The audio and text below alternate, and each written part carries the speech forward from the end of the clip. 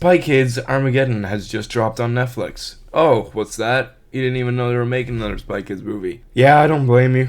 After the abysmal attempt at reviving the franchise with the terrible fourth movie that was in Smell-O-Vision, if you remember that gimmick, I'm fairly certain no one really remembers, Robert Rodriguez has taken it upon himself to add yet another film to the franchise. Only this time it acts as more of a soft reboot to the series because it's the modern landscape of Hollywood, and of course it is. You know, Rob, what you really should have done was have it be a requel. You know, that's what's in nowadays. That's what the kids like. Swear every time he makes one of these movies, it feels like he's doing some sort of Make-A-Wish fulfillment for a cancer kid, or he's been cursed for eternity to churn out this type of stuff. Or maybe it's down to the fact that the dude probably just has a lot of time on his hands to be able to make this, because if you must know, when it comes to Rodriguez movies, he usually ends up with a shit ton of credits, whether that be for better or worse. To describe the loose plot of this movie is it's essentially a reboot of the first Spy Kids with elements of Spy Kids 3 thrown in, with all these video gaming references to again show that this movie is hip and trendy. They throw around words like gamer and game theory in this thing. Speaking of game theory, pretty early on they used the children's cheering sound from FNAF. It was so incredibly distracting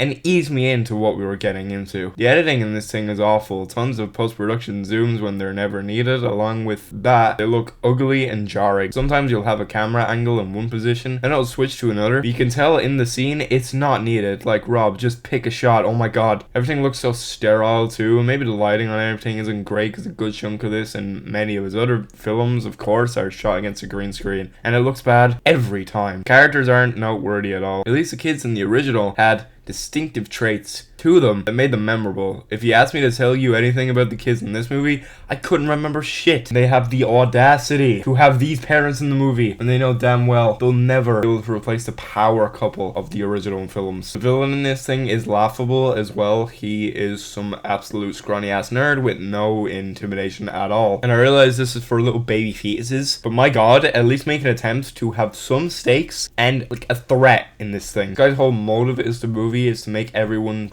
gamers. How fucking riveting. Surprise, surprise, the CGI in this movie is absolutely ass. Rodriguez's effects have never and will never approve, which is surprising considering, well, not an insane amount. He still puts a good chunk of money into his projects by now, so you'd think he'd be able to afford better effects. I know the guy isn't this petty, but I swear an excuse for all the awful CGI could be, oh, it's the gamer world, that's why it looks like that. But no, it just looks awful. It's an insult on the eyes. I just felt numb watching this. There's nothing of value or substance here, and sure, like I said, it's a kids movie, fine, whatever. We know damn well there's tons of family films out there with so much heart and layered messages, emotional stakes, just something fucking entertaining, you know, for families. But no, this movie just gives us nothing. Being yet another movie that didn't need to happen. I'm giving Spy Kids Armageddon half a star. It's just a complete sludge of nothing. The type of movie whose dialogue goes in one ear and out the other, whose images fail to captivate, and instead I end up forgetting a scene happens right as another one begins. Another film in a long